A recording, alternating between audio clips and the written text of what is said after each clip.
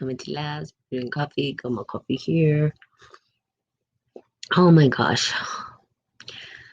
Crazy how cycles repeat themselves. Looking at the video of last year that I did and just rolled out of bed and came here, and that's what I did today. Yay. Well, I've been up for a while, but I just kind of roll out of bed sometimes and get with it.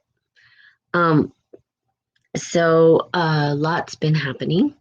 Didn't get on yesterday because I had a amazing friend show up that I hadn't seen in quite some time, and I was able to spend some time with that individual and say hello and just enjoy each other's company. So pretty awesome.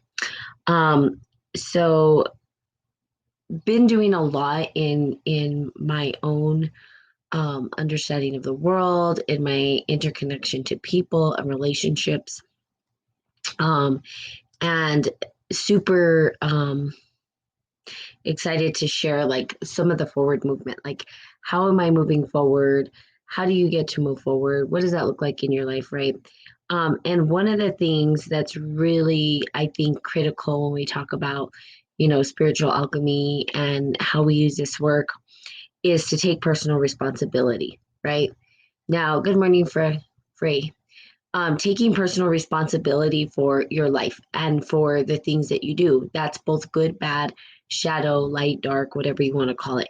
Now, this is a difficult thing to do, right? And because sometimes people will say things that we don't want to hear, right? We want the best version of ourselves all the time. We want the best part of ourselves to be expressed, articulated, shown, manifested. We want to have our best face, best foot forward, and nobody to see us as these people that are terrible, right? Because internally, more people are good than bad, right? And that's my way of thinking about the world. That's how I see the world. Now, I'm not saying that people don't act in self-interest, because we do. But typically, the self-interest that we act in is for the betterment of ourselves and humanity, not necessarily vindictively or maliciously to hurt ourselves or others. So typically, our best interest is maybe to feel good, right? Or to feel wanted. And sometimes that's followed up with some negative reinforcers. And for those negative reinforcers, some people continue down the rabbit hole in order to get attention, and they need more. So, they become quote unquote the villain in the storyline. And they do it because they're satiating or filling in the gap of something that's coming up for them. So, so we take on this role. Good morning. Who's on Facebook, please say good morning to me. Good morning, Wesley. So, talking about the roles that we play. Now, I don't think people are wanting to do bad or be bad. I believe people are really good internally and that they want the best. But here's the deal. Sometimes we go on this journey where we become these things that maybe we don't want to see, and we don't want to accept that we've become those things. And we want to protect that, right? Out of fear that if we exposed ourselves, no one would like us. If we exposed our shadow side, we would then be ostracized, we'd be kicked out. Good Morning Radio projects, we would then be rejected, right? Discarded, and no one would talk to us. Now, we keep that shadow side of ourselves internal. And we do it because, again, we're afraid that maybe people won't forgive us. Now, here's the deal. Sometimes we're faced with, good morning, PBG, having to look at those parts of ourselves. All of a sudden, we are looking in the mirror, or a reflection or a projection is coming up and showing us who we are. And maybe it's in the form of somebody else's, right? Maybe feelings about your feedback to who you are. Now, these are important to listen to. And here's the deal. If someone gives you feedback and that feedback somehow lands in your heart and you feel defensive, or you feel like you need to prove that that's not who you are, or you get triggered, or it irritates you, or whatever it is, then you've got to look at that, because that's an opportunity for growth. Okay, doesn't mean that you're a bad person, doesn't mean that nobody's going to forgive you. Okay. And they may not, some people may not, some people hold grudges, whatever it is, right? Some people don't forgive. But you've got to trust, right? If you can forgive yourself, that then forgiveness will be asked if you did something. So here's what happens. Somehow we get feedback. We get feedback about how people view us and see us. Sometimes this feedback's good. Sometimes we're like, thank you. And then that's uncomfortable too. And that's a whole other story. And then sometimes we get feedback that we don't like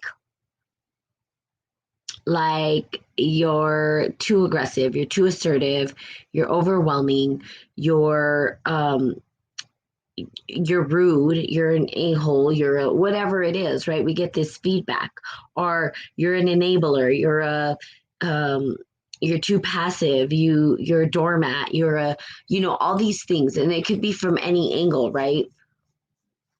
Or I don't know, anything. It could be anything, whatever shadow side you're embodying.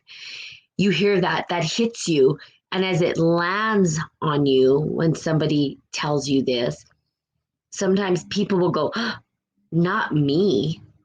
Oh, there's no way I could be that. Well, yeah, you are. Everybody's everything and nothing. So yeah, we're assholes sometimes.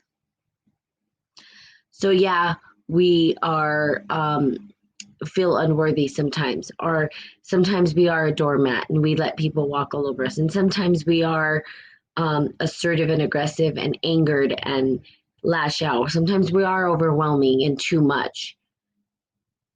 The problem is not that you're overwhelming, too much, angry, passive, whatever it is that you embody that's too extreme, that's causing heartache and pain in other people. It's not accepting it, accepting those parts of yourself. Really digging deep in and recognizing that and being okay with it, being able to say, you know what, yes. When someone tells me something, and then I'm not saying that you wear all those things. Sometimes people will say, well, you're an asshole. And you're like, well, no, that doesn't really land for me. I don't think I was being an asshole. But here's the deal. I'm sorry if that's what you've experienced within me, but here's really what was going on, right? Like sometimes, Natalie, you're being grouchy or you're being this. Oh, yeah, I am. And you know why? Because my iron's low. And when my iron's low, I get agitated really easily because I don't feel good. Not you, me. My shit, I get to own it. This is part of spiritual alchemy, being able to own it without labeling it or making it wrong, but just taking ownership for it and understanding. Is that me always? No. But I know that if I'm not feeling good and I know that I'm grouchy, then I need to go get my iron checked, right? That's like a clue for me. Then it's like, yep, your iron's low. You need another iron infusion. Okay, I'll go get my iron infusion. Then I get my iron infusion and I'm happy and everything's good. Everything's back to normal. And those people understand, oh yeah, it wasn't me. But when we refuse to take ownership of the shadow parts of ourselves that show up, we cause this sort of friction. And that, when I was talking about the sticky mud, for those of you who are on for that podcast, we get stuck in the mud. It's sticky and we can't move. Flow is no longer available to us, and we have to learn this lesson. And it's sort of like we we don't want to accept those parts of ourselves, but we can't move forward until we do. We can't heal until we do. It's okay. So people say, well, this and that, you did this, and I'm like, you're right. I did. I know what I did. I understand what I did. I can take responsibility for that and ask for forgiveness. I'm sorry. I apologize. Yes, it was part of who I am. Is it always who I am? No. Is it always going to be who I am? No. It's just a piece of who I am sometimes, and it shows up. Those are the demons that we battle, and sometimes they surface from the internal into the external. But see, people will put this shield and guard it. They guard it so much, they repress it so much that eventually it plays out no matter what. And then when it erupts, or when it surfaces and it can no longer be contained, it explodes like a volcano. And then people go, who the hell are you? Where did that come from? How did this happen? That's not like you. You're like this. No, I'm not like this. I've just repressed this energy for so long and hid behind it because I was embarrassed to be that. And now I am. And you see this in storylines, even, right? You see it play out in movies, even, where you have the good person, right? And then all of a sudden something finally just tips them over the ledge and then they turn into this villain or something, right? Every villain has a story. In fact, I just watched Cruella because I love movies, and it shows the backstory of why is Cruella the way Cruella is. Why did she become this evil character that everybody says she's evil, right? I mean, Cruella, cruel, and then Deville, which is like devil. Like she's a devil, right? But her backstory was, yeah, she was a little crazy when she was young, but that was repressed. She was told to be somebody else. She tried to hide it. And then eventually, when the pinnacle of her life came to that point where she had to explode, she did. And then everybody's like, well, that's not you. And it is her. It's just a part of her that she hid off from the world. Now, had she had a chance to understand that side of her growing up, right, then perhaps, right, it would have turned out differently. She would have had the tolerance to be able to manage that energy and transmute it and transform it into something that was meaningful. And she did, right? Because in the movie, she's a fashion designer or whatever. That's where she puts her energy. She puts that evil energy into creating fashion or whatever it is, and not necessarily pointing it at other people. She's trying hard to redirect the energy, not at a person, right? But at something that she can create. So that's why I like movies, because movies gives us a better understanding of how our life works. And it does operate this way. You can't deny and tell me, right? Those on here, there are things inside of you that maybe you're denying, right? That are like, I'm a jerk, or I'm a this, or I'm a that, or I have this little thing inside of me that doesn't feel like it's socially acceptable. And so we repress it instead of being able to let it out, talk about it, and heal from it and learn how to use it in a way that is not going to harm others, but that's going to help into the creation of something beautiful. That is alchemy. That's alchemy. Okay. Now, I'm going to go on a rant and sort of off on something that may not seem related, but it's bugging me, so I'm going to say it. Is that a friend of mine, and he might watch this, sent me a video about, I've been asking about the women of alchemy and stuff. And I don't know, he sent me this video about this lady who's a high priestess. And I'm like, I don't, high priestess, and she's gonna tell these individuals what to do. And I'm like, throw that out the window, because I don't believe in that. Now, I'm not saying it's right, wrong, good, or bad. But what I'm saying is that alchemy is something that we do in our own laboratories for ourselves in our life, to take the reign of our life, to hold the reins. We have the chariot, right? When we look at the deck of tarot, and when we see the chariot's moving forward, but who's in the driver's seat? You're in the driver's seat, and you sit behind the truth, which, if you see in the chariot, it's between the pillars, right, of the high priestess.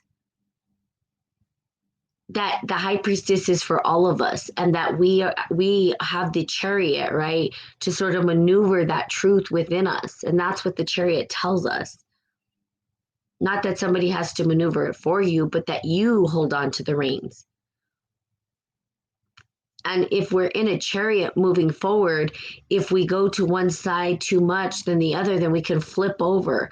That's not the point. The point is to make sure that we're balanced, right, within the shadow and the light, and understanding that, at least in this time space, in this space, in this dimension that we live in, it's finding that balance and allowing it to balance you out between the two, so that you can find your path and stay on that path, and that path will drive you forward.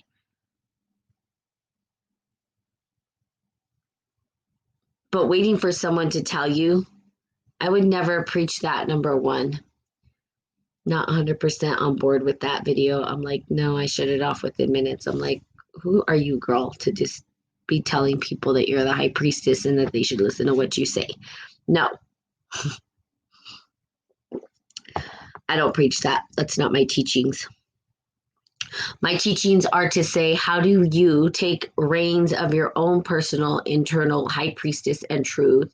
And how do you move your life forward in a way that's going to serve you, your family, the community, the globe, the cosmos, the universe, the whatever, and expand onward? Shadow work can be difficult. Yes, radio projects, it is, but it's the most rewarding. And shadow work is where we find our gems, right? And it's under extreme pressure that we become diamonds or emeralds or rubies or whatever it is. That we are a lump of coal under pressure or a lumpy rock or whatever you want to call it. And that shadow is there, right? It's sort of that incubating system state or space where we're incubating and then we're saying, okay, now we're going to put it under extreme pressure, right? So that we can transmute it, transform it, transcend it. So yes, shadow work is probably the most difficult thing to do.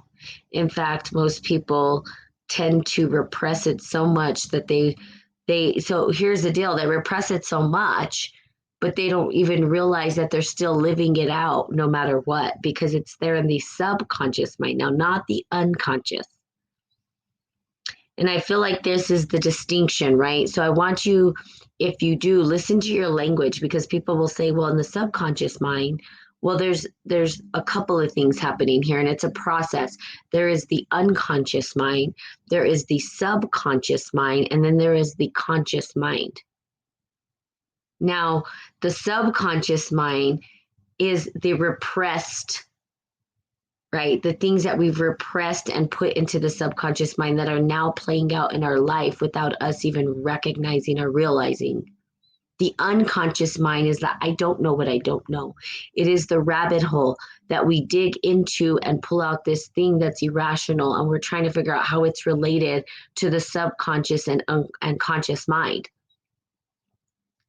Okay, distinction there. There's a distinction, there's a difference. The subconscious mind holds some of our shadow side, right? But when we look at the unconscious, which is really our dream world, if we can go into our dreams, or if you ever did hypnosis, right? Hypnotherapy, stuff like that, you are tapping into this unconscious state that sounds irrational and doesn't even make sense.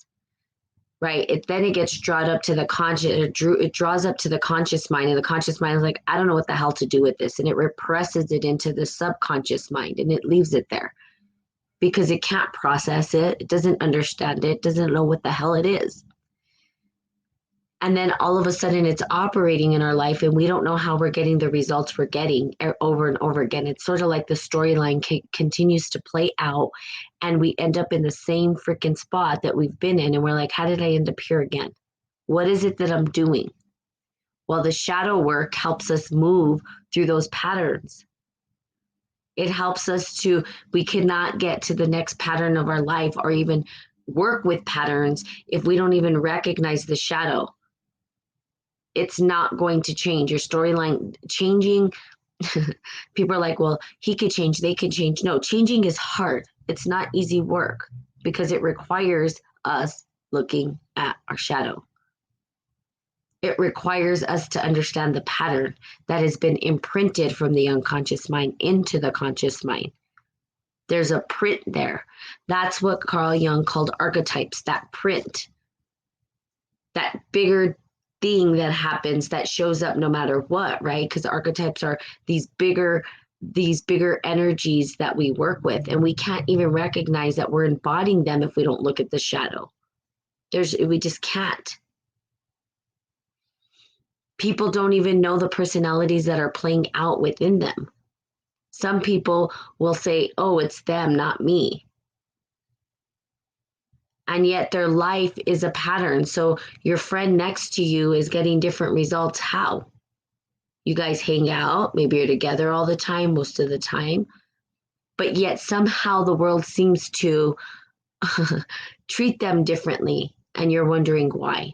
Well, why is it that they're in favor? Or why is it that things work out for them and not me? Well, because you're not looking at the subconscious mind or the patterns that have been imprinted in you and working through the shadow energy to transform it and transmute it and change it. You have to be able to do that in order to shift and change. That is spiritual alchemy. And psychology will talk about it. Everybody talks about alchemy. They're labeling it other things, but the practice of spiritual alchemy is the process of transmutation of the soul. It allows us to shift the soul into one to the other, using everything that's available to us, not discarding it. That's the key right there. They're like, discard the bad feelings and you'll feel good. Just keep thinking positive thoughts. And guess what? Eventually you'll become positive. Well, yeah, partially, but not really, because your subconscious mind has lifted up something and has put it imprinted on the subconscious mind. And that's playing out in your conscious mind and you don't even realize it. Hi, Praveen. Hi, PBG. Good morning, Don, Susan, PBG, and everybody else. And anybody who else on Facebook, just say hello because I can't see you guys. You guys can follow me on spiritandcoffee.com as well. If you would like to see my big face, I'm on Facebook. I always say my big face and yours. So for us to be able to shift and change our patterns, that is the process, right? Understanding the unconscious mind showed up and said hello, printed something within our conscious mind. Our conscious mind said, what the hell is this? Put it in the subconscious and left it there and said, oh, it's okay. It's in the subconscious mind. It's not doing anything. Yeah, it is. It's the tricky little thing that keeps showing up and puts you in the same damn patterns over and over again. And you're like, wow, how did I end up in another relationship where the people are taking advantage of me? This is the conversation, right? People just take advantage of me because I'm a good soul. And now I end up in situations or relationships where people are always taking advantage of me. No, you know what it is? It's that you haven't looked at the shadow work of why you let that happen. Why are you letting people do that? Right? Those are the bigger questions. Why are you an enabler? Is it because you feel unworthy?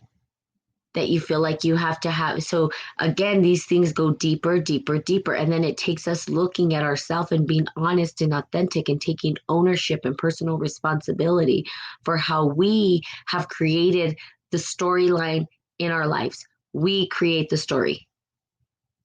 And here's the deal. If we don't ascribe to our story, if we don't take the power of our story back, we are playing out somebody else's storyline. And we're allowing that to drive us. We're letting them take the chariot. We're letting them take the wheel. And we're saying, just lead me. I'm just going to just be over here doing whatever. And you go ahead and take the wheel. And then we're upset about how it looks, but we're not even wanting to take the reins of our own life, to figure out our own self, to take on the chariot of our own life. What is your personal truth?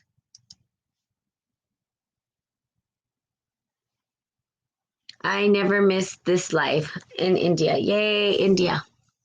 We're in India. I think we've talked before because I lived in Bangalore for a year. Kuramangala. As in Kuramangala. So take the wheel and drive. You know, we want to sometimes just give up and be the back seat and let the other person drive our story. We'll see where that gets you, because here's the deal. I was going to talk about this. I'm going to talk about a little bit. I watched this, and I'm going to just put this out there for those individuals. Watch this Netflix special, okay? It is a documentary. And it's probably one of the better ones. I don't typically watch documentaries, but this one I did. I happened to be watching movies this weekend. That's what I did. I spent a lot of time watching movies and chilling out. I watched The Social Dilemma. So if you've watched it, please let me know. If you haven't, please go watch it. The Social Dilemma is a pretty amazing it talks about what's happening with our technology and what technology is doing and what these companies are doing with the technology and how there's no ethics or morals built in, and computers themselves don't have morals or ethics. So naturally what's happening in the background or the foreground of this technological stuff is not ethical. Okay, it's programming us to see life through the lens of what it wants us to. In other words, we have handed the keys to technology to tell us what our story is. We've said, here's the keys, drive. We've got to reclaim back our storyline. We've got to reclaim back our story, because what happens when we reclaim our stories, when we remember who we are, when we wake up to who we are, we can start to serve humanity and heal. We're so far away and so far removed, right? Let's think about technology and your addiction to it. I'm addicted to it and I recognize it. I admit it. That's the point that I'm talking about. It's the point I'm making, is admitting it and being honest with yourself. The addictions that we have. How do I know I'm addicted? Because I'm an addict. We all are. We're addicted to something. Everybody's addicted to something. Okay? We're creatures of habit. Those habitual patterns that you do daily, your rituals, the drinking the coffee, the smoking the cigarettes, the drinking the alcohol, the doing the drugs, whatever it is, the working out, the running, the, maybe you're doing yoga practices or eating healthy, it's all an addiction. It's a habit, healthy or not. Our addiction has now become technology. Nothing good about that. There's really not. I mean, what is it getting us? What is it giving back to us? An endorphin release or whatever it is. Okay. So, but recognizing that addiction, which I did, I recognized it before I watched Social Dilemma. Why? Because I kept going for my phone and I'm like, what the hell is this? Stop. Why can't I stop this thing? Right. And I'm very, very alert and aware of who I am as a person. And after a while, I said, oh, I'm addicted. See, there's the shadow, this addiction to this. Why am I addicted though? What is it that I'm addicted to? And why do I keep feeling like I have to go for my phone every 5 seconds? What in the hell is this? It's almost like a trigger, like Pavlov, right? Like ding, ding, ding, get the phone. I'm like, I'm not a dog, but I've been conditioned like a dog. So how the hell do I get past this? What do I do? Well, first recognize it. That's the first part, right? Any addict, you go to any AA meeting, you got to realize that you're an addict first. This doesn't just apply to social media, but this is an important one. And then recognize your pattern and what it is that you're doing. Is it serving you or not serving you? Here's the deal. When I got on Spirit and Coffee, when I decided to do Spirit and Coffee, my thing was I will get online only when it's for work. And that's what I was doing for a long time. Only if I had something to say that would support humanity and uplift humanity and give back. And if I was going to be on social media, then it was going to be for the betterment of humanity. That's it, period. Then I was off. Well, then it started to, let me scroll here, let me scroll there. And before you know it, 20 minutes, 30 minutes goes by. And I'm like, what the hell am I doing? Like, I could be working on the things that are important. And here I am scrolling mindlessly. And not to mention, every other post is an ad. Like, stop sending me ads. I don't want to see these ads. Shut them off. You can't even shut them off. I tried. Okay. So now we recognize the issue. How do we change that? That's the question.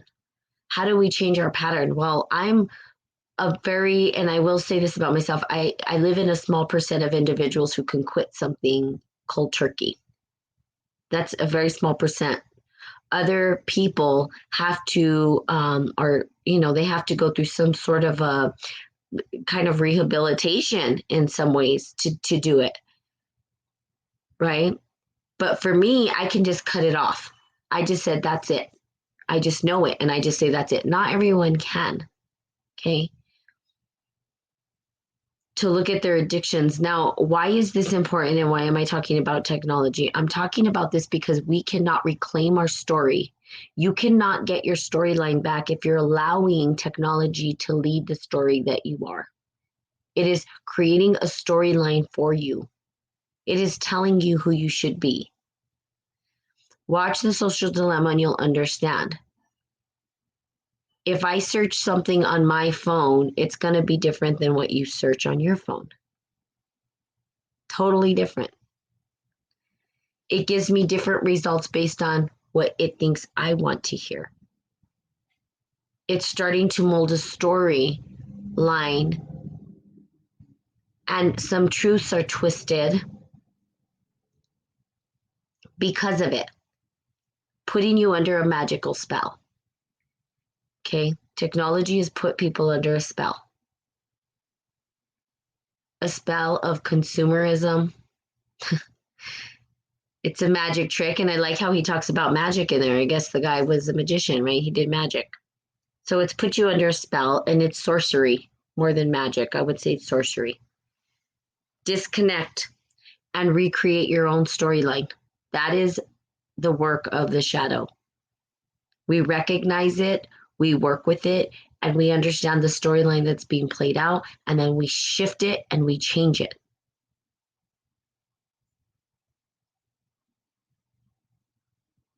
Don't let the computer tell you who you are.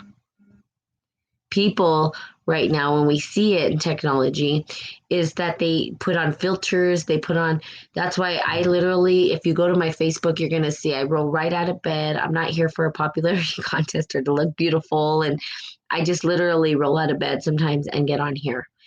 Why? Because we live in this world where we're creating a storyline of I should look like a filtered character. I mean, it's okay if that's what you want, but it's not grounded in reality. That's technology. The reality is that human bodies have imperfections, right? There's things that show up that are not perfect, like maybe you have stretch marks or maybe you have cellulite or who knows, or pimples or maybe your eyebrows are like mine, so light that you can barely see them, or maybe your teeth are crooked. I don't know. These filters make you look to be who you want to look like, or and then you're wanting to go get plastic surgery and you want to change who you are as a human, natural, organic being.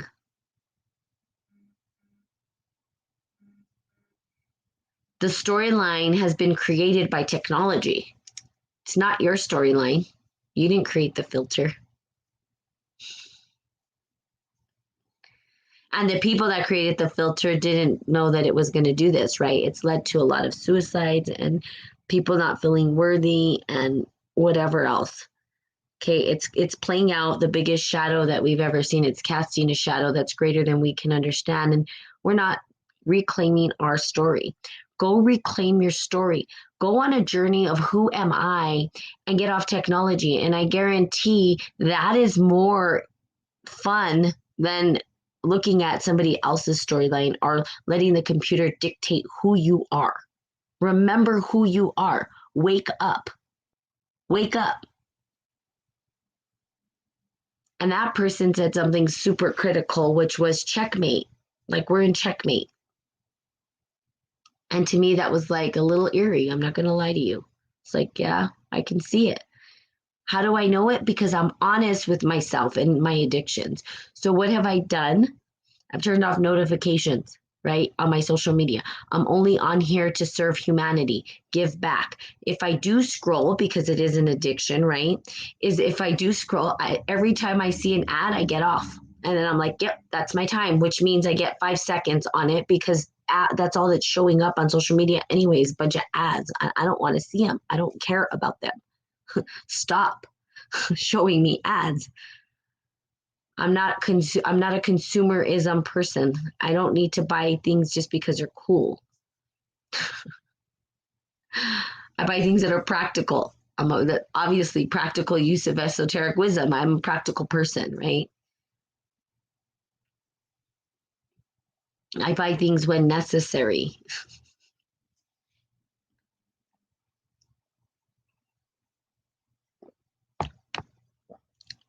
But recognizing these things, okay? And that's what I'm talking about. It's bigger than we think it is. And I'm going to tell people about the social dilemma. And I think everybody should watch it because I honestly feel like it's one of the most critical things. Start being with your people, start waking up, start connecting into people, have them remember who they are, remember who you are.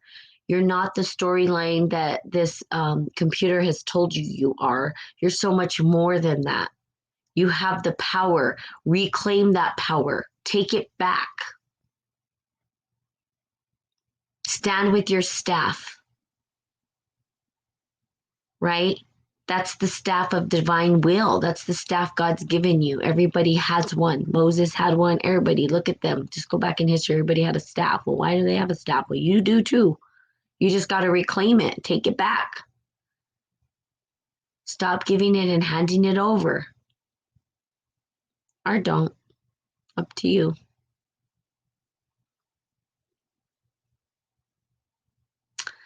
Okay, so now that I've gone on a whole rant and all of like two people have watched this or heard it, but I highly encourage you to take back your storyline.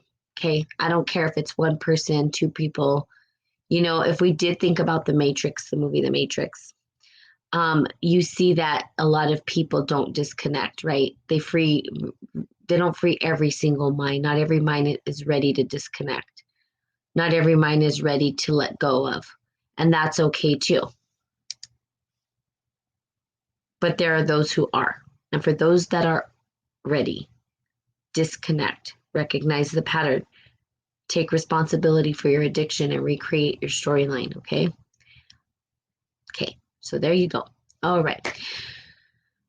Lots to say. So I will see you guys tomorrow. It is Tuesday. Hopefully, you had a great holiday. So excited for you on your new journeys and your new path to your awakening. So there you go. All right, wake up, wake up, wake up, wake up. Okay. I love you guys. Have a fantastical day, and I'll see you tomorrow. Bye bye.